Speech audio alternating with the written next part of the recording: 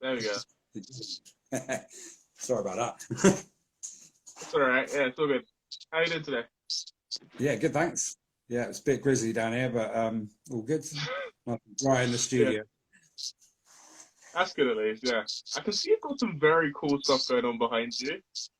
Oh yeah, so this is the wall. So we're going to do a little live display on here in a bit. So I've just blanked out the wall for now. Just obviously written Sinna One on it. And Awesome. there's That looks very cool. there's a Sorry, lot of I colour was just in looking it. at it. Like, yeah, nice. So I guess we'll kick off. Obviously, you're Daryl, Sinna One, graffiti artist from Brighton. Anything else you'd like to introduce yourself with before we get into questions? Yeah, yeah, that pretty much nails it. I mean, I people do say I'm a graffiti artist. Some people say I'm a street artist. I tend to say muralist or artist, but I do obviously use spray paint. So that is the tool of graffiti. So we'll go with that. We'll go with that for now. Okay. Um, so what got you into like mural art and graffiti and all that kind of stuff? Well, I mean, I've always drawn and I've always loved art. I've always loved creating art. When I was a kid, there were a couple of books sort of in the mid 80s, about 1984. There were two main books that came out called Subway Art and Spray Can Art, and I remember seeing those in our school, in my school library. And they weren't there for long because not long after that they disappeared. And I think they got nicked. But it was those books that inspired a lot of. Apparently, it's like the most stolen book in throughout history. But yeah, so it was those books really just getting a kind of insight into seeing this art that was being created on the street, sort of brand new thing, and I just thought it was amazing.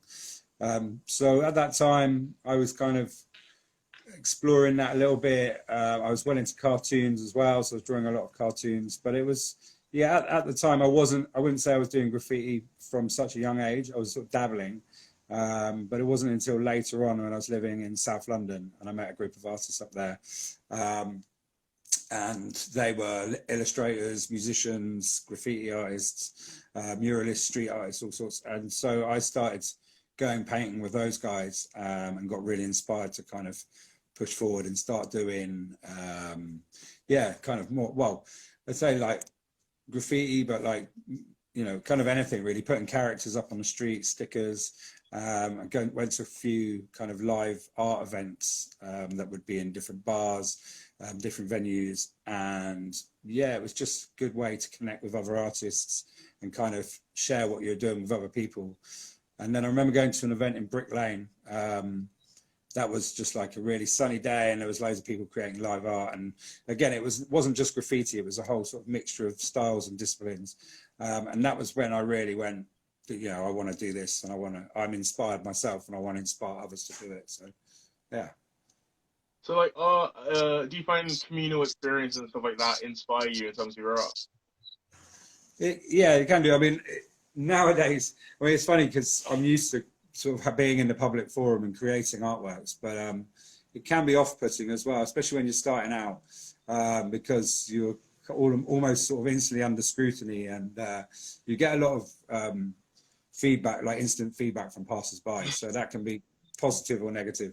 But yeah, it's nice. I think, yeah, all my life when I've been drawing, especially when I was living around London, I used to sit on the bus or the tube and I'd draw all the time. So I was quite shy back then, and I really enjoyed when people would interact with me and sort of ask me about my sketchbooks and stuff and ask me what I was doing.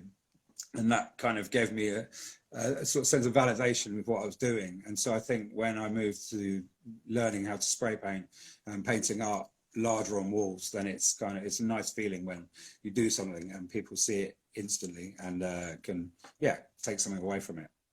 Yeah. So like, obviously, right now the pandemic's kind of affected the way that we connect in communal spaces. Do you feel like that's something that's almost missing from your process, or have you kind of replaced that with other stuff? Well, I mean, yeah, lockdown was hard in respect of, I mean, I had some projects lined up. I do a lot of work, you know, workshops, community projects and stuff like that. And then I did have some commission murals lined up. And so lockdown had a knock-on effect to that. But coming out of lockdown, I mean, there was a few things. So I do a lot of regular work with Brighton Youth Centre. So I do my own art groups there. We started to do groups on Zoom, drawing workshops and so on. And that was, I mean, my sessions in the actual youth centre are quite loose. It's more about kind of having a social space, a safe space to come sit and chat and draw, and then, you know, the discussion that surrounds that space, then if people have got ideas and they want to see it sort of grow or come to fruition, then I can help with that. So on Zoom it was kind of loose. There were a couple of little workshops, but what was nice about that was having a space to kind of just see the young people that I work with normally, and also just hear their experiences of how their lockdown was. So I thought that was really important. But then coming out of lockdown, we did a couple of mural projects. The guy from the youth centre, the manager of the youth centre, after the murder of George Floyd, he said, can we do a Black Lives Matter mural on the youth centre, and gave us permission to use the wall. So from that, I was doing a youth club on a Tuesday night, and we had a really good conversation with the young people about the sort of things that they should be in the mural, but also just opening up the whole discussion about their thoughts and feelings about what was going on. And that was just, so as we just came out of lockdown, we got the opportunity to kind of meet up, socially distance, and it was a beautiful sunny day, and we sort of created this huge piece of mural art on the side of the youth centre. So yeah, kind of, I guess, you know, although there's restrictions in place, we were still able to kind of create something in the community, which was really amazing.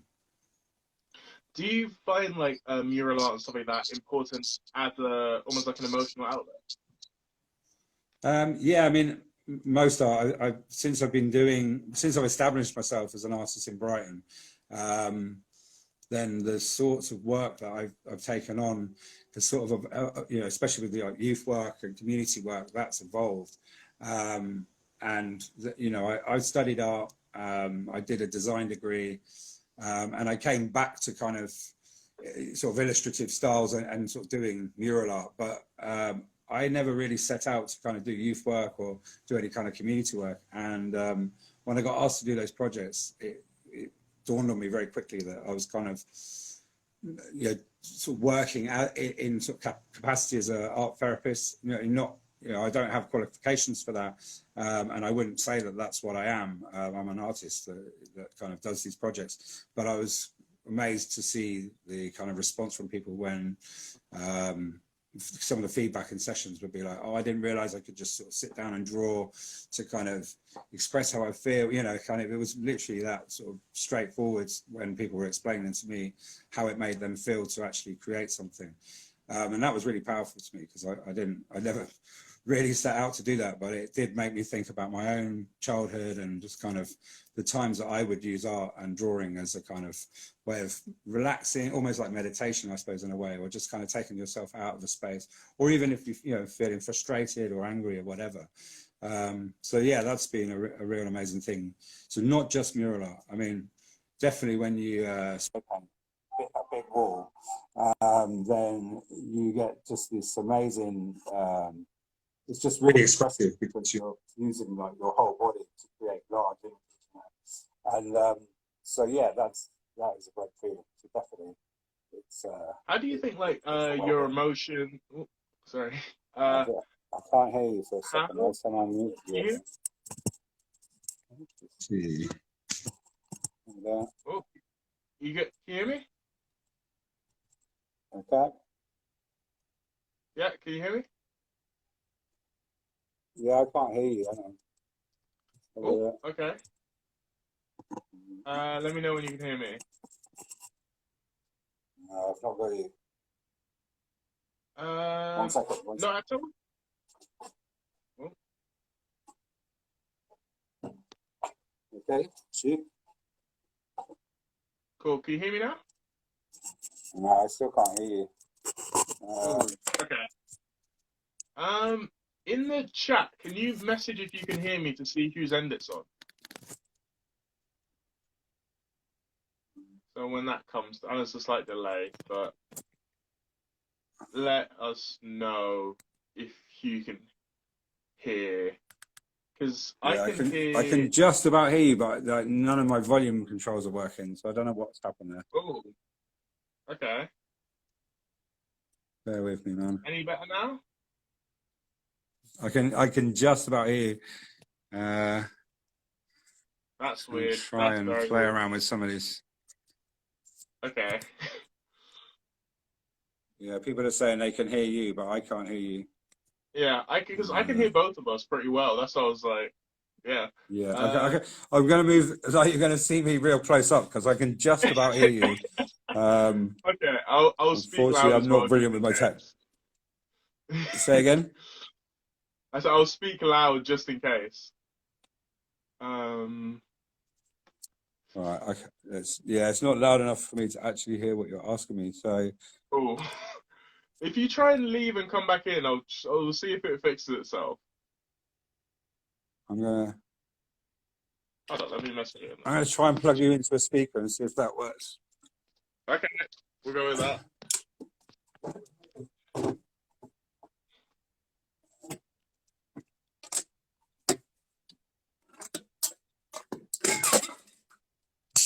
Yeah. Let's see. Hopefully.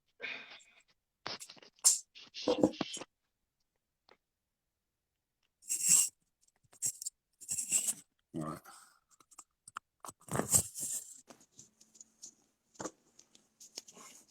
Okay. Shoot. Cool. Can you hear me? Yes. Excellent. There we go. Good. Yeah. So yeah, I was just gonna say, following on from the previous stuff, how do you feel like you come through in your work in terms of you as a person and your thoughts and that sort of stuff? What like makes you think makes your style distinctly you? So, I mean, that's a good question. Because especially in the last, I don't know, in the last sort of 7 or 8 years, I've been exploring sort of different styles, and not necessarily different techniques, but yeah, just different methods of creating the art. So my own thing, definitely when I started out, was always drawing this cartoon character, Sinbot, which I'm going to do the workshop on how to draw that. And that was born out of kind of simple shapes, but also born out of a sort of fascination with cartoons growing up. I still love cartoons now, but that was one of the things that when I was a kid, I used to draw a lot of. Although I also used to draw a lot of kind of like birds and things like, out of bird books. So like more kind of realistic looking.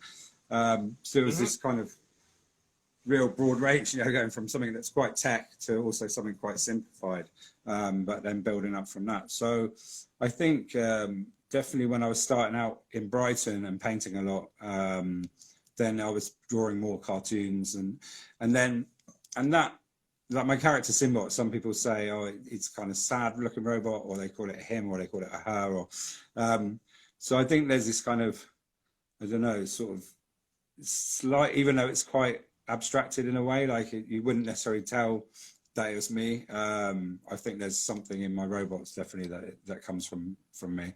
And then the other stuff, like cartoon stuff, I like doing silly puns and just stuff that kind of makes people smile, but like stuff that I find funny. So like that kind of comes out a lot, especially in my earlier work. So yeah. Yeah.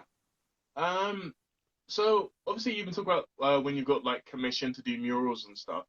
How would you start to do that? Because I know for me personally, obviously I'm not this kind of artist, but I'd be like, where do you even start? So in terms of like mural art, wall art, street art, that kind of stuff, would you start getting commissioned and stuff like that? Well, yeah, it's a kind of, can be a long old thing. I mean, it's just about putting yourself out there. So like I said, when I started spray painting, I was hanging with a group of friends. Sometimes we'd do stuff on the street. We'd go to legal spots to kind of practice our spray paint, I guess. There were different spots where you could just go and kind of paint and you wouldn't get any hassle. So those were good to start off with. And then down the line, yeah, once I kind of had started to get work as an artist, that was like, yeah, kind of sometimes word of mouth. So people had seen stuff I painted and they asked me to paint, and they say, oh, I've got a wall space, can you come and do something here? So yeah, it's just building that. And sometimes you have to kind of go and knock on people's doors sort of thing. So you see like a wall, and then you might go and find out who owns it, or see if you can search out commission. So that's one way. Yeah, I mean, I think the main thing is just kind of putting yourself out there. Like a lot of artists when they're starting out, especially street artists or graph artists, they do things like stickers or paste ups and stuff. But I mean, that's a way of kind of putting stuff up and not having to spend time out on the street painting. Obviously, if you haven't got permission to put those things up, then it's illegal, so you can get in trouble for doing that. But you know, any artist really, if you get your art out there, sometimes it's quite personal, creating something and then, you know, having the worry of what people are going to think of it, and that can really hold artists back sometimes. It's like they're not wanting to show anybody. So yeah, to even just get your stuff into exhibitions, or, you know, even to set up your own space, set up your own exhibition. But the good thing with street art and graffiti styles is the fact that, you know, you don't have to look for an exhibition space. The street is the space. So mainly like getting yourself out there, I'd say is a good starting point. Yeah. So you talked a bit about like having the street being your own space. Do you feel like because like street art kind of sits in an interesting place in terms of splitting stuff to ownership, to public and private ownership, and kind of messing around with that sort of stuff. Do you feel like that? How does that come through in your practice? Well, like I said as well, like, you know, when I was starting out, then I was kind of dabbling a bit in kind of what you might call actual graffiti, you know, sort of letter styles. I was writing a tag, you know, but then also, like I said, there were like these legal spots that I didn't really know much about, and I started to go along to those with friends because it was a safer space to paint. So you knew you could go there, and you could actually spend some time working on a piece. Since being in Brighton, it's a bit, I wouldn't say it's lenient, but there are kind of spots where the owners of the spaces or the buildings don't seem to mind to have murals go up. And I guess that's kind of where this divide between street art and graffiti comes from. But then, and so that, yeah, that kind of gives you a bit of freedom. That helps you get your stuff out. But ultimately, there's times when in the past, when I've painted spaces and I've just thought, well, it's kind of neglected and no one's really doing anything with it. So I've gone and painted it in the hope that I won't get stopped, and you know, kind of painted large pieces in broad daylight, and that's been all right. I mean, sometimes wearing a high vis works with that, but it's just a matter of going. If you're doing something that looks kind of legible, you know, I guess, and people like it, then you're not necessarily going to get in trouble. But if the thing is, if you don't have permission and you're painting, ultimately, then you can get in trouble, you can get fined or whatever. So that's always worth bearing in mind. Yeah. So, as we finish up kind of this section, what advice do you have for up and coming artists, especially in your disciplines? Yeah, like I said before, I mean, you know, getting yourself out there is something, you know, or even if you're just starting out and you're not confident with, you know, the stuff you're painting, then maybe find a safe space that you can paint. Just draw a lot, draw in your sketchbook, draw in your black book, sketch all the time, you know, and just refine that, and then find a safe space that you can go and paint, you know. I mean, I was really lucky when I was younger. I was sort of dabbling in a little bit in kind of tags and stuff, but I remember asking my mum if I could paint my room because I'd already started to sort of scrawl on the wall. So she didn't really know much about graffiti at the time. You know, I didn't know much about it either, but I got a load of kind of car spray paint and spray painted a wall in my room, and absolutely fumed the whole house out. So I wouldn't suggest necessarily painting inside. You know, if you've got a space, if you've got an outdoor space, then do set up maybe some cardboard or some boards, and make sure that you put lots of bin bags out around it to protect the walls from getting extra paint on. And yeah, just find a safe space to paint and practice. Yeah, practice. Awesome.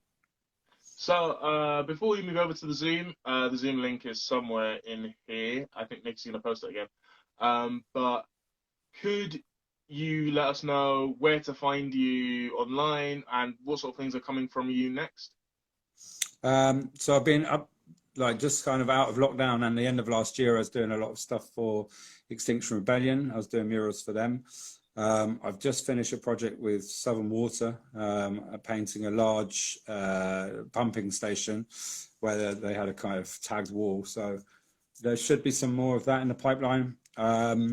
I've got a show going on next week in Brighton, which is basically, I've been in a studio throughout the whole of lockdown. I was only meant to have it for a month, and then lockdown hit, so I've had it for 7 months. I don't know if the work here will reflect 7 months worth of work, but it's been good to have a safe space to come and paint on the walls. That's where I am today. So that's next Friday. That's a week tomorrow. Yeah, you can find me sinnaone.com. That's my website, or Sinna One. That's SINNAONE. Sinna One. Yeah, on Insta, and that's got most of the info on there. You'll see the sort of stuff I do. Okay. Awesome. Right. So, thank you so much, everyone, for joining us. Or if you're watching this afterwards, thank you for watching. I'm going to end this now, and we're going to move over to Zoom for a workshop again. Or not again, for a workshop. So we'll see you there. Thank you so much, everyone. Nice one. Thanks a lot, man. See ya.